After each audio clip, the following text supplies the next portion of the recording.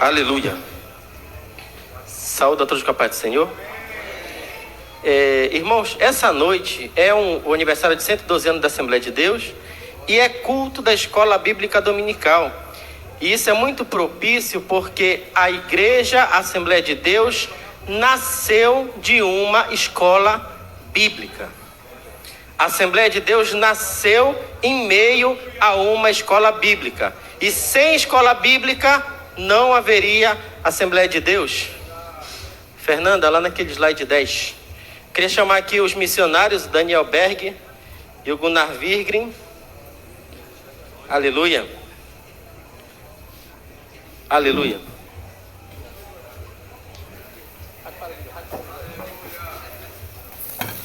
Aleluia.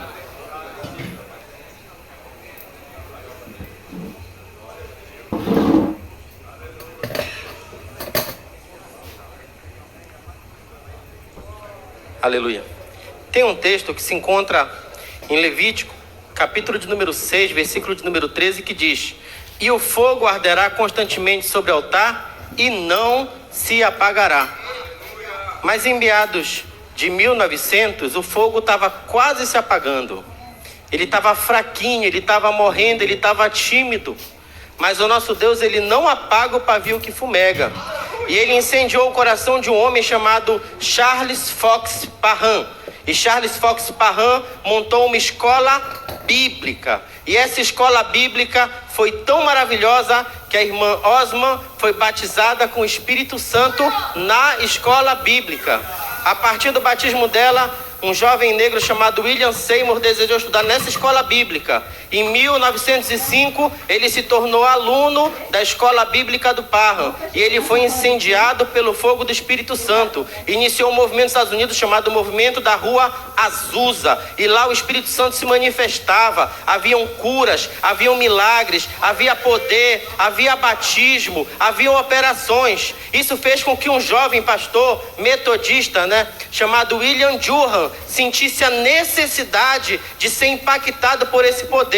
Então ele viaja de Chicago até a Califórnia e é tomado por esse poder do Espírito Santo. E quando ele volta para Chicago, ele volta levando a operação do Espírito Santo. Lá em Chicago ele conhece um jovem batista chamado Gunnar Virgren, um jovem pastor batista que tinha vindo da Suécia em 1902.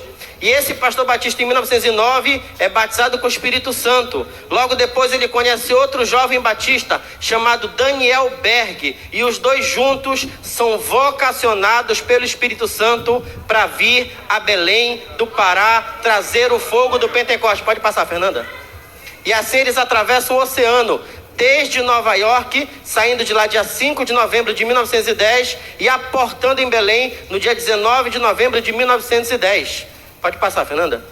E ali naquele navio, como o nosso pastor bem falou, o Clement, eles aportam ali na escadinha da doca, sobem a Presidente Vargas e vão se abrigar na primeira igreja batista de Belém, que era pastoreada naquele momento por Raimundo Nobre, lá na João Balbi, número 406. Só que Daniel Berg e Gunnar Virgren eram pentecostais. Daniel Berg e Gunnar Virgren falavam em línguas. Daniel Berg e Gunnar Virgren acreditavam na operação do Espírito Santo. Acreditavam em cura, acreditavam em milagre, acreditavam em poder. Pode passar.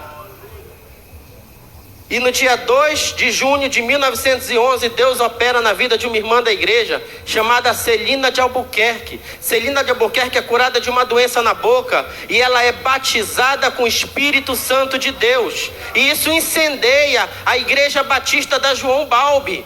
Tanto que o pastor da igreja, o Raimundo Nobre, fica sem saber o que fazer. E no dia 13 de junho de 1911, ele convoca a igreja. E ele diz: quem é a favor desse movimento, desse fogo, desse poder que os suecos trouxeram? 13 irmãos levantam a mão. E esses irmãos são expulsos da igreja batista. Mas eles não ficam parados. No dia 18 de junho de 1911, eles se reúnem na casa da irmã Celina de Albuquerque. E nesse dia, 18 de junho de 1911, há 112 anos atrás, nasce a Igreja Assembleia de Deus. nasce à época com o nome de Missão da Fé Apostólica, que era o nome da igreja do William Seymour lá nos Estados Unidos, Missão da Fé Apostólica. Depois, em 11 de janeiro de 1918, o pastor Gunnar Virgren vai trocar o nome da igreja de Missão da Fé Apostólica para Associação Evangélica Assembleia de Deus. Pode passar, Fernanda.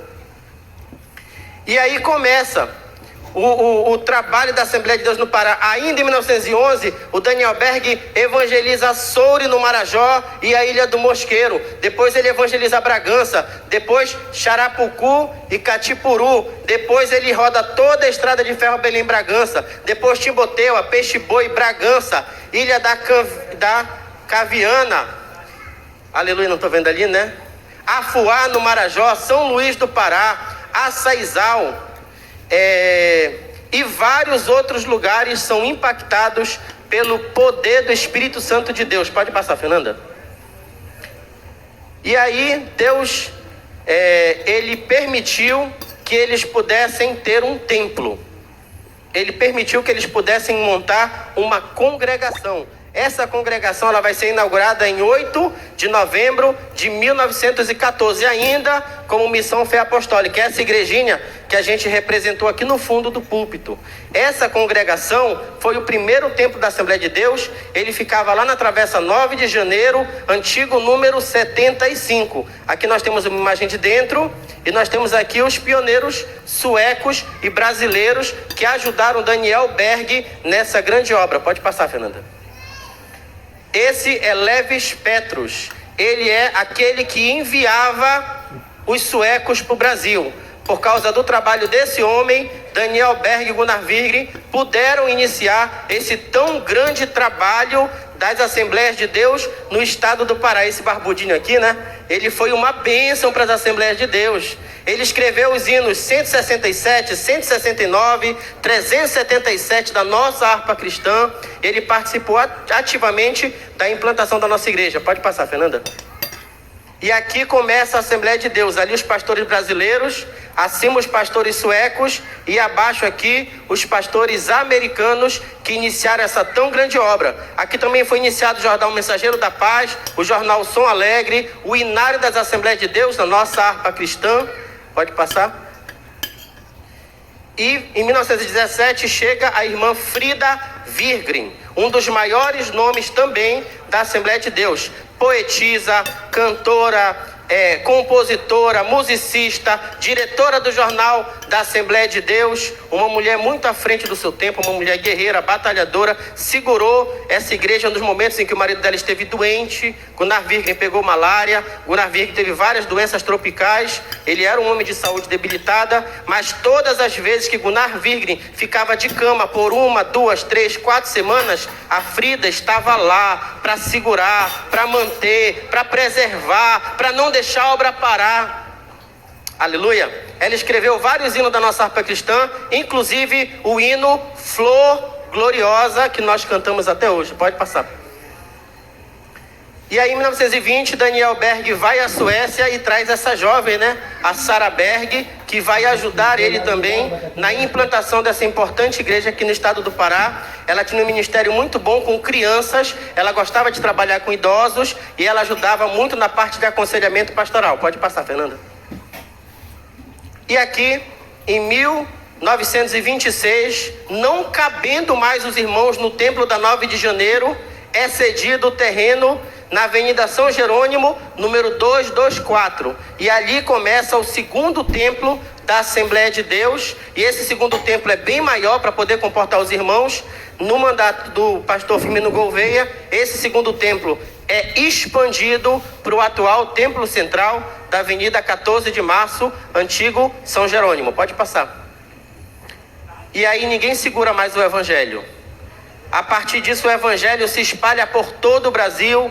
Obra do missionário Daniel Berg, obra do missionário Gunnar Virgren, obra do pastor Levis Petrus, do pastor William Durham, Charles Fox Parham, William Seymour, Sara Berg, Frida Virgren. E essas pessoas foram usadas por Deus para que hoje nós estivéssemos aqui louvando e engrandecendo o nome do Senhor. E como disse a palavra do Senhor, o fogo arderá continuamente e não se apagará. Enquanto Jesus não voltar, haverá uma Assembleia de Deus viva, atuante, preparada para pregar o Evangelho do Reino. Aleluia. Amém.